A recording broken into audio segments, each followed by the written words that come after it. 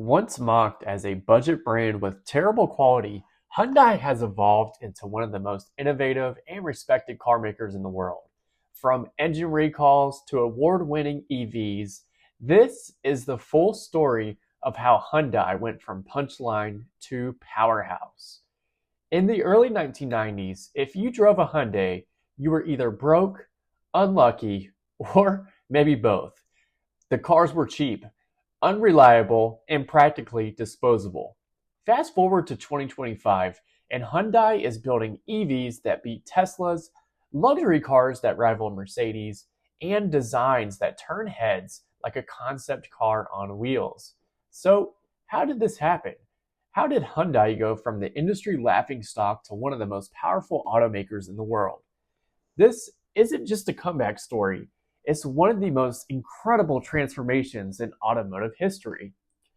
Let's rewind. Hyundai entered the US market in 1986 with the Excel, a car that was as basic as it gets. It was cheap, really cheap, and people were intrigued. The problem? The quality was horrendous. The Excel was prone to breakdowns, rust, engine failures, you name it.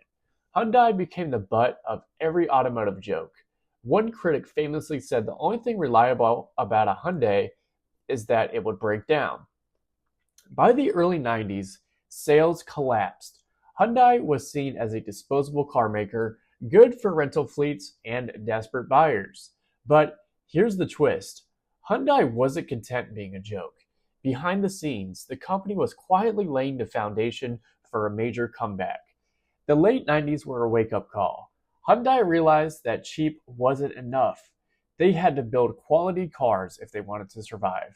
So they made a bold move. In 1998, Hyundai began offering a 10-year, 100,000-mile warranty. Nobody had ever done this before. It was a huge gamble, but it worked. Consumers started taking another look, and Hyundai used that time to improve manufacturing, designs, and their engineering.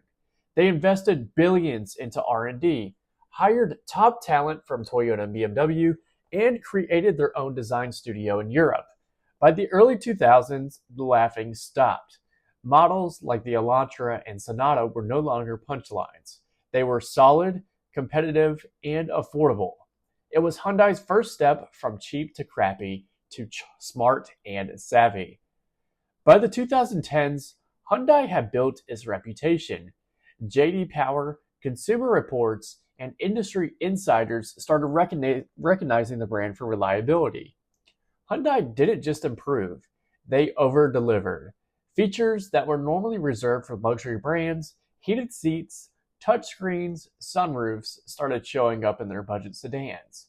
And the styling? Sleek, clean, and modern. While American and Japanese brands got complacent, Hyundai pushed hard. They weren't just targeting the US market anymore. They were expanding aggressively in Europe, South America, India, and China. Hyundai became a global player, not just a bargain brand, and people started to notice. Hyundai's next bold move? Luxury. In 2015, they launched the Genesis, their luxury sub-brand. Think of it as what Lexus is to Toyota. Most critics rolled their eyes. Hyundai? Competing with BMW and Mercedes? Good luck. But then the Genesis G80 and G90 came out, and suddenly everyone shut up. These weren't just good luxury cars. They were absolutely phenomenal. Quiet cabins, smooth rides, sleek design, and thousands of dollars cheaper than their German rivals. Genesis didn't just compete, it won awards, lots of them.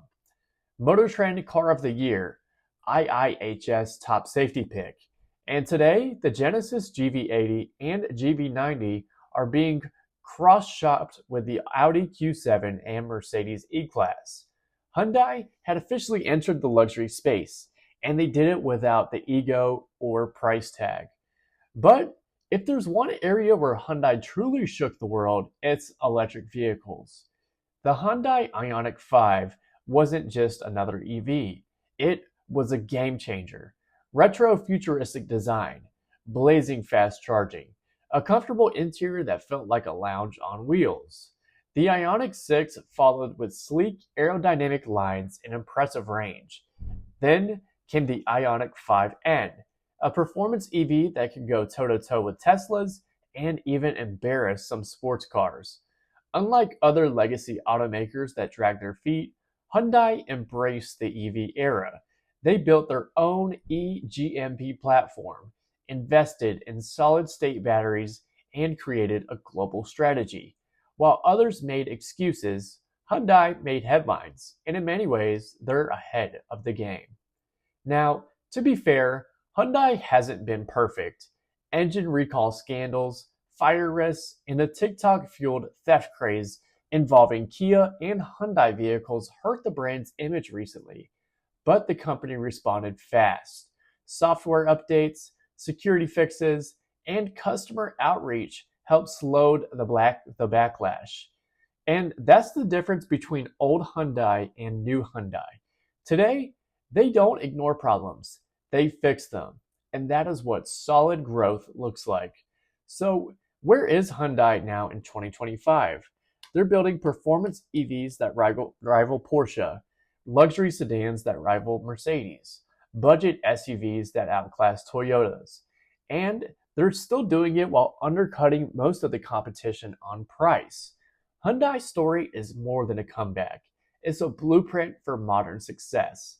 They took every punch, every failure, every joke, and turned it into motivation.